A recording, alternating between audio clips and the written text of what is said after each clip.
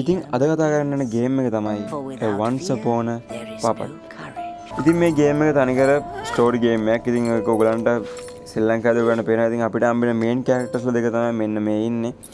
ඉතින් මේක ලස්සනම කතාවක් තියෙන පට්ටම සුපිරි ගේම් එකක්. ඉතින් අනිවාර්යයෙන් මේක ඔයගලන් ප්ලේ කරලා බලන්න. ඉතින් මේ ගේම් ප්ලේ එක ගත්තොත් මේ ගේම් එකේ අපිට කරන්න තියෙන්නේ මේ දෙන්නට හම්බෙන ෂාපෙන් මේ දෙන්නව බේරගන්න. ඉතින් එimhe වර්ල්ඩ් එකේ තියෙන එක එක සමහර ප්‍රශ්න වලට උත්තර හොයන්නත් තියෙනවා. ඉතින් මේ ගේම් එක ගොඩාක්ම හැදිලා තියෙන්නේ පසල් වලින්. ඉතින් මේ ගේම් එක තනිකර පසල් ගේම් එකක්. ඔයගලන්ට ඉතින් මේක ලිටල් නයින් මේ සිස්ටම් එකට යන ගේම් එකක්. ඉතින් මේක ඔයගොල්ලෝ ගේම් එක ශ්‍රී ලංකාවේ ඔයගලන්ට ඒක තේරෙයි. ඉතින් මේකේ තියෙන පසල් කොහොම හරි මේ පසල් ටික සෝල්ව් කරලා ඒ වගේ වර්ල්ඩ් එකේ තියෙන ප්‍රශ්න තෝරගෙන. ඉතින් මේකේ බෑග්ග්‍රවුන්ඩ් එක ගත්තොත් බෑග්ග්‍රවුන්ඩ් එක තනිකරම තියෙන්නේ කෙලින්ම රූකඩ ගම්මානය. ඉතින් තනිකර රූකඩ වලින්මයි තියෙන්නේ. ඒ කියන්නේ ගාස් තියෙන බිල්ඩින් ඔක්කොම තියෙන තනිකර රූකඩ විදියට.